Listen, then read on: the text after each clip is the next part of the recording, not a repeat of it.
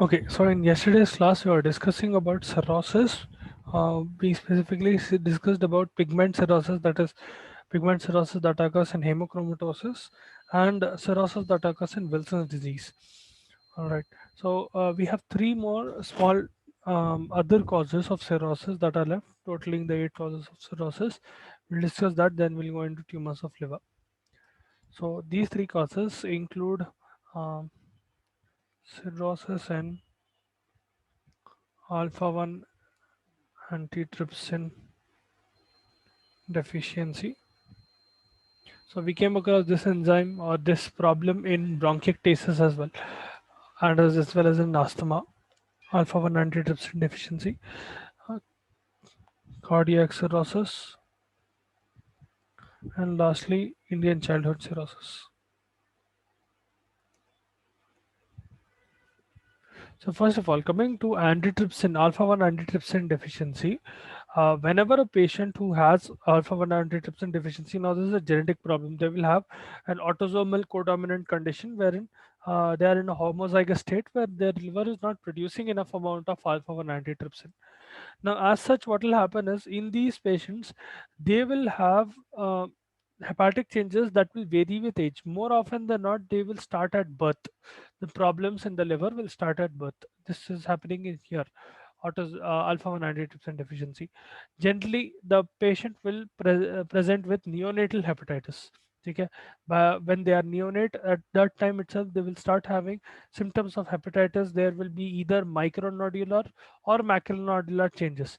Okay, and these micronodular or macronodular cirrhosis, this will generally appear earlier in life, sometimes in the childhood or sometimes by the time they appear in adolescence. Okay, so this is a disease that occurs in young people.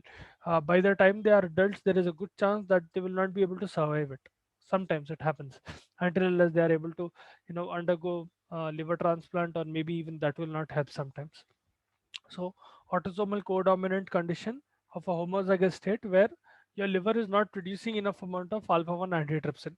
Because of that deficiency, patients will have neonatal hepatitis, and eventually they will develop micronodular or macronodular uh, changes in their liver, macronodular cirrhosis, by the time they are in their childhood or by the time they are in their adolescence, either way. Then cardiac cirrhosis. Now, cardiac cirrhosis, the exact cause is unknown, but what we do know is that is it is a complication of severe right-sided congestive heart failure. Okay, so इससे पहले at one point of time I do remember explaining to you what is right-sided. I think hypertension के time पे या some time पे I explained what is right-sided congestive heart failure. So essentially, what is happening is blood is not pumping out of the heart and it is collecting inside the right side of your heart, creating pressure towards your the blood vessels that are supplying to your heart, towards the right side of the heart, and eventually to the lungs as well.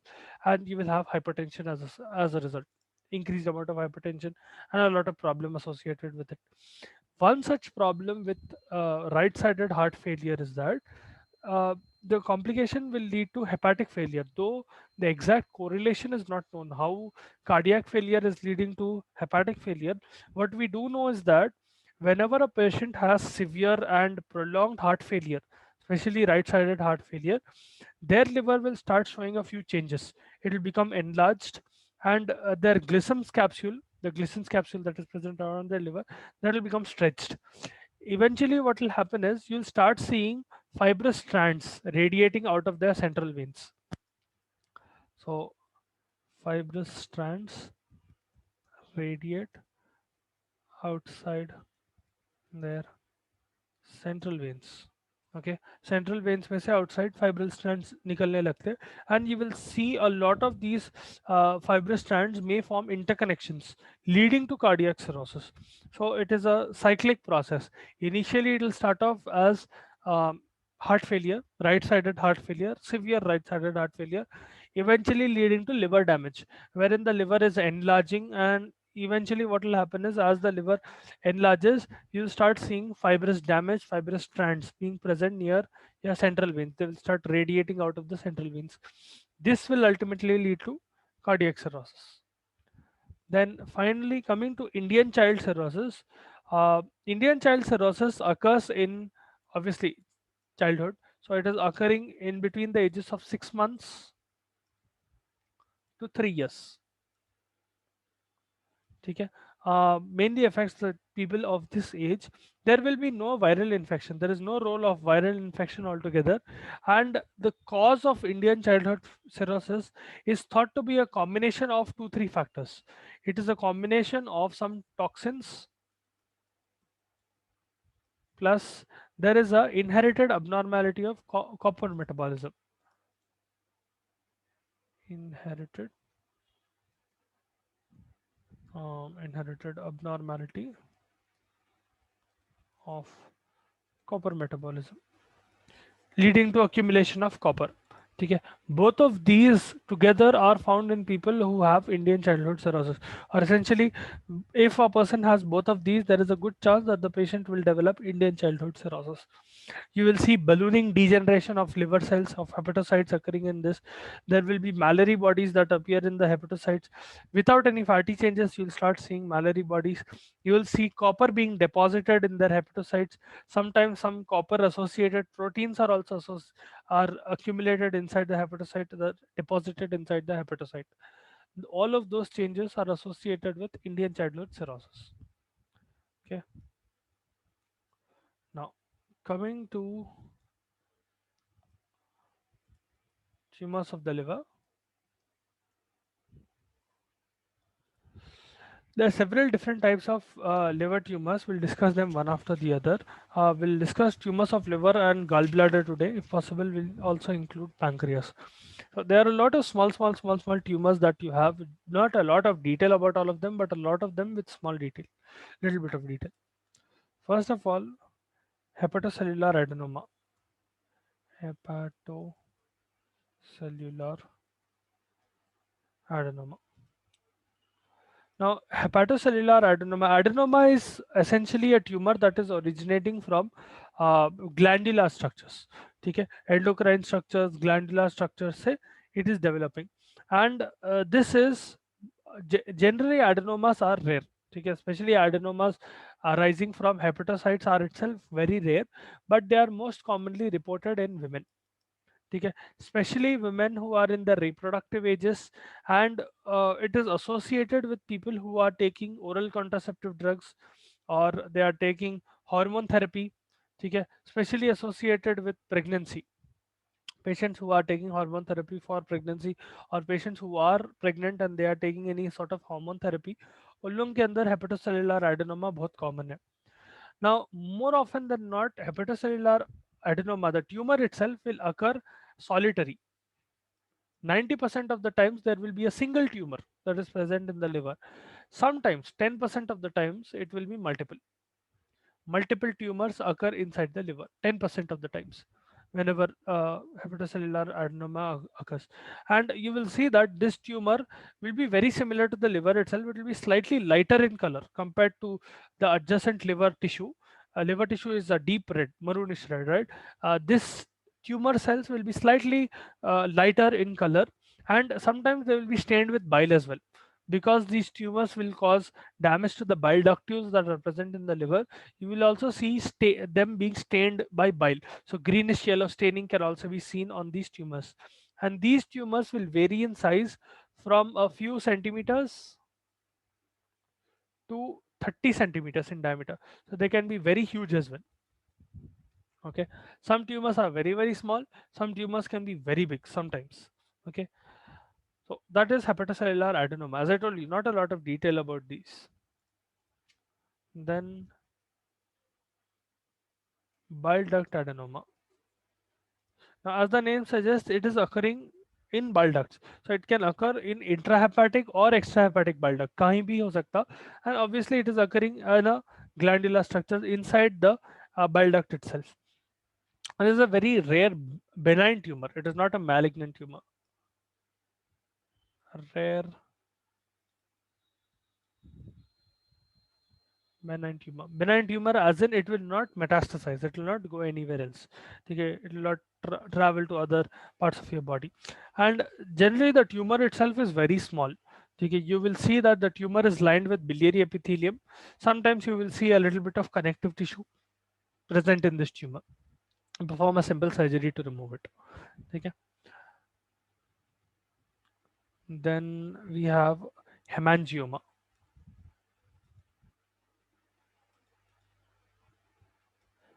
Now, hemangioma is essentially a collection of blood vessels in a way. Okay, this is the most common type of benign tumor. Most common benign tumor in liver.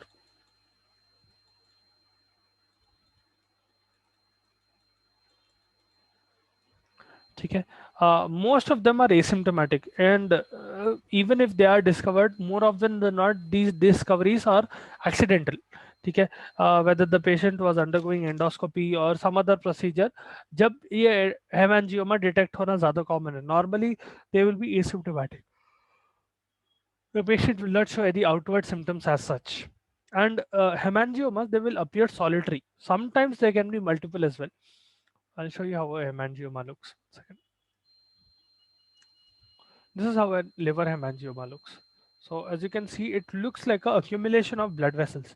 Okay, it will be reddish purple in color, and essentially it will be a space that is filled with blood. That is why it is called a hemangioma. If you poke it open, you will have blood gushing out of it. Okay, it's essentially a small space that is filled up with blood. Okay, uh, that is about it. It will vary in size. Sometimes it will be a few millimeters, very small. Sometimes it can be a few centimeters in diameter, few millimeters to centimeters in diameter. Okay, generally it is small. Then coming to the next one, we have hepatocellular carcinoma.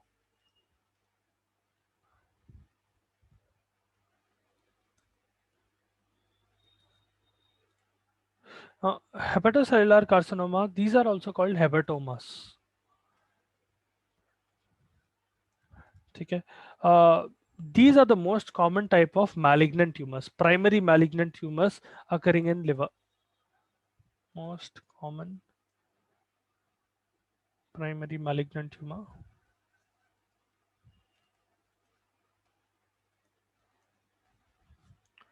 Okay. This is more common in men, almost 4 to 6 times more common in men than in women, and the peak incidence is about 50s and 60s. Mostly occurs in men who are in their 50s and 60s. Okay. If we talk about the etiology, though the exact etiology is not known, exact causative agents, no cancer will have exact causative agents. There are a few risk factors. For example, hepatitis B infection, Hep B, Hep C. I'm going in the order of the highest risk factor to the lowest risk factor. Okay, patients who have hepatitis B, there is a high chance that they will, especially prolonged hepatitis B or prolonged hepatitis C. I mean chronic. If they have Hep B or Hep C for a long period of time, there is a good chance, or cirrhosis, alcoholism, chronic alcoholism. In patients who have chronic alcoholism, they have almost a 4 times higher chance of developing hepatocellular carcinoma than normal people. Okay. Mycotoxins, so fungal toxins, specifically aflatoxin B, aspergillus के mold से, aspergillus flavus के mold से, if a person is encountering aspergillus flavus mold, it will have something called an aflatoxin. That aflatoxin is a type of mycotoxin. These are toxins that are coming out of fungi. ठीक है, those toxins are carcinogenic. They can lead to hepatocellular carcinoma. या फिर other chemical carcinogens, chemical carcinogens, specifically nitrosamines. So nitrosamines are nitrogen compounds that are present in preservatives. Okay, people who eat a lot of preservatives, they generally it is found that experimental animals, उन लोगों के अंदर ये बहुत carcinogenic रहता. At a certain dosage, this can be carcinogenic and this can directly cause hepatocellular carcinoma. Then uh, alpha 180 deficiency, A180 deficiency, alpha 1 antitrypsin deficiency, that is uh, hemochromatosis, prolonged immunosuppressive therapy.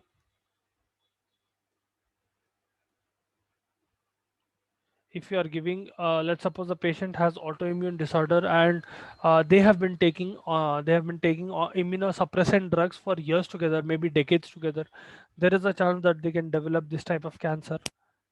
Other viral hepatitis, tobacco smoking, and finally parasitic infestations. One more common than the other. The most common parasitic infection that can cause uh, hepatocellular carcinoma is schistosomiasis. I'm sure you must have heard about schistosoma. Schistosoma hematobium बोल के एक parasite रहता, urinary liver fluke भी बोलते हैं उसको. That fellow, that parasite can cause hepatocellular carcinoma, especially uh, prolonged infestation of that parasitic disease can cause hepatocellular carcinoma. There will be three different types of changes or three types of patterns that you see, three types of tumors that you see in hepatocellular carcinoma. First one is called unifocal or expanding type.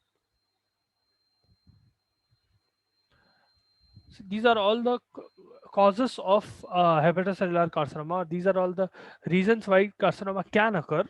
What will happen inside the carcinoma is the three patterns that I'm going to discuss.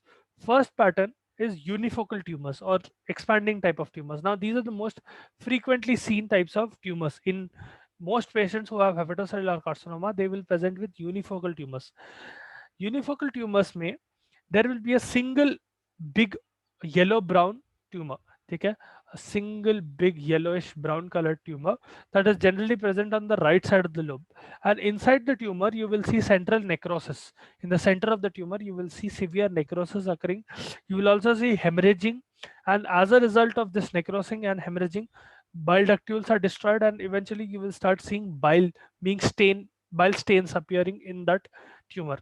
So once again, these tumors, the first and the most common type of tumor that you see in hepatocellular carcinoma is called a unifocal type of carcinoma. In this, you will see a single yellowish brown type of large tumor, okay, occurring in the right side of the lobe, right lobe of the liver.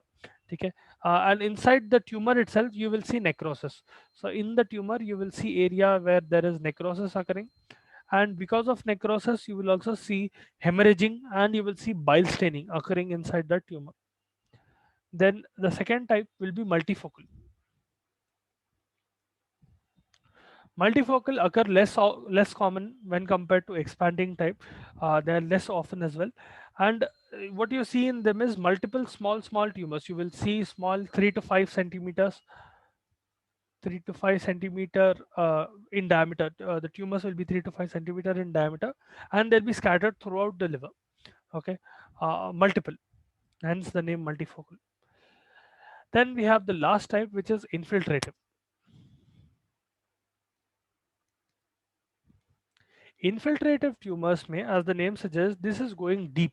Okay, they will be diffusely infiltrative and they will spread throughout the liver. They'll go into the deeper tissues of the liver, and you will see that the whole liver is getting affected.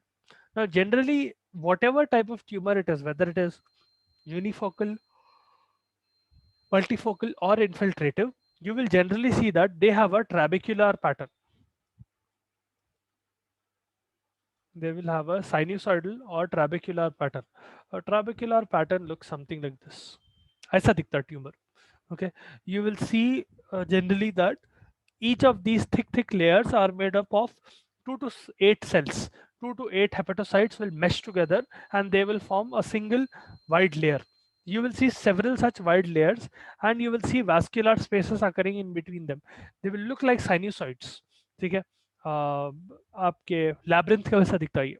ठीक है, ट्रैबेकुलर आपका bone anatomy जब आप पढ़े थे, then bone anatomy you must have read about Haversian canals and their trabecular structure. वैसा ही रहता है ये tumour, very similar.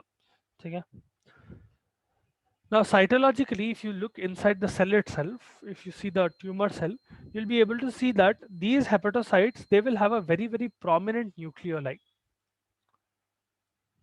So, cytological features, if you look at these tumor cells, nucleoli are very prominent, a very dark nucleoli is present, and generally they will have a vesicular nucleus. Cytoplasm will be granular. Okay? Initially, cytoplasm will be eosinophilic. Initially is eosinophilic. Eosinophilic. Okay. Later on, as the malignancy increases, meaning the cancer becomes more and more complicated, this will turn basophilic. Okay. So inside the cell, the tumor cell of hepatocellular carcinoma, you will see that these cells are arranged in a trabecular pattern. And if you look at individual cells, you'll be able to see that they have very typical features. These typical features include vesicular nucleus, and that nucleus will have a very prominent nucleoli. And the cytoplasm of that cell, of the tumor cell, initially they will be very granular. Initially, they will have eosinophils. Later on, as the malignancy increases, as the cancer becomes more and more complicated, they will become basophilic. Okay. Now, coming to the next type of cancer, we have cholangiocarcinoma. Now, this is a carcinoma of the bile duct. Specifically, this is a bile duct epithelial carcinoma.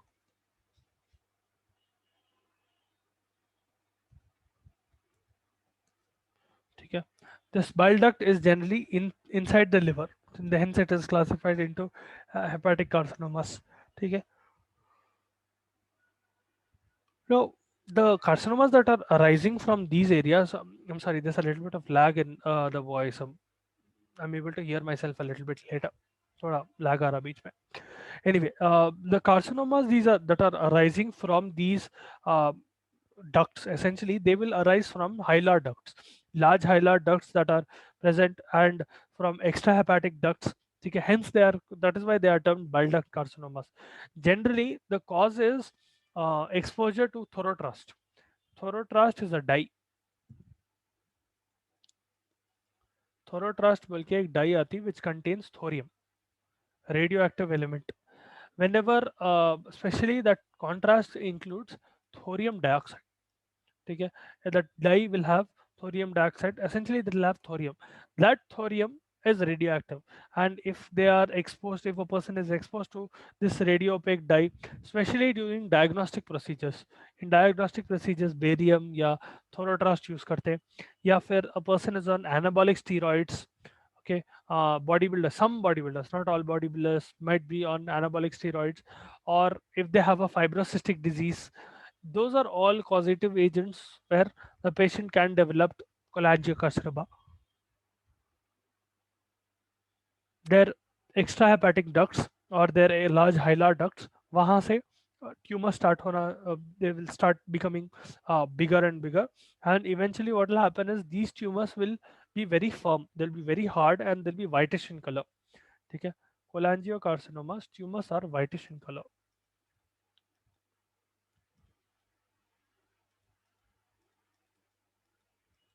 Okay, you'll clearly be able to recognize them when compared to liver epithelium and liver structures. They will be very similar to biliary epithelium, but without the ability to secrete bile. Now, normally biliary epithelium has the ability to secrete bile, and essentially they will start collecting bile.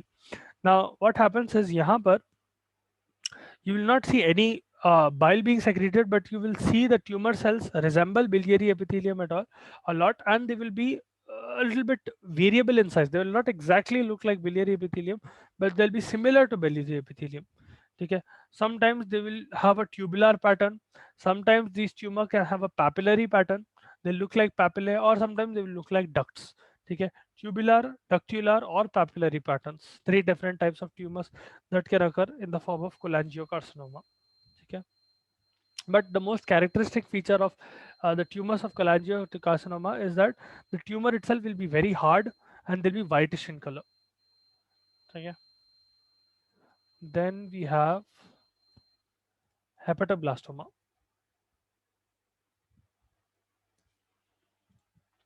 Now, hepatoblastoma is a very rare malignant tumor and it will appear in children who are less than 2 years of age. More common in children who are less than 2 years of age. Uh, it will arise from primitive hepatic parenchyma. So, primitive hepatic parenchyma essentially, so यहाँ पर जो cells आते हैं, essentially some of the primitive cells that are left out in growing children. Okay, that is why it is occurring in children who are less than 2 years of age. So the primitive cells that are essentially responsible for the growth of liver, those primitive cells are developing a tumor. That is why also it is very rare. Okay, what happens is in these patients you will see abdominal distension, that too progressive abdominal distension, meaning as their age increases you will start seeing more and more distension of their abdomen. It will start becoming more and more larger. You will see that the patients have become anorexic. They'll not be able to eat anything. They won't want to eat anything. Specifically, they won't want to drink milk. There will be failure to thrive. Failure to thrive essentially means that they will not be able to grow. Fever and jaundice. These are the classic signs of hepatoblastoma. Any child less than 2 years of age, more common in boys than girls, more common in boys, who has the symptoms of abdominal distension, anorexia, they're not able to grow, they'll not have a normal growth when compared to other children of 2 years of age. There'll be fever, more common, like at all times they will have some, even a light fever, and they will be jaundiced. Okay. The tumor itself will be a lobulated mass. What if you see the if you look at the tumor very closely, it will vary in size in between 5 to 25 centimeters. Okay, and you will see cystic degeneration. Cystic degeneration essentially means that the normal hepatic tissue that will become jelly-like or gum-like. Okay, that refers to cystic degeneration, conversion of normal tissue into jelly-like or gelatinous structure.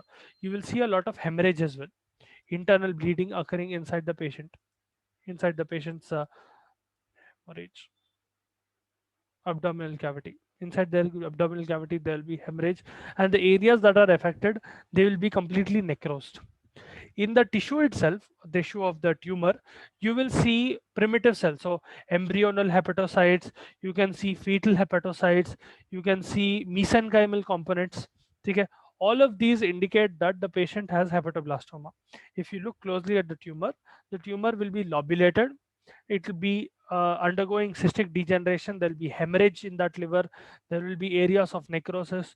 Generally the size varies from 5 to 25 centimeters, and the cells that are present inside the tumor, they will be embryonal in origin. You will see embryonal hepatocytes, you will see fetal hepatocytes appearing, you will see a lot of mesenchymal components as well.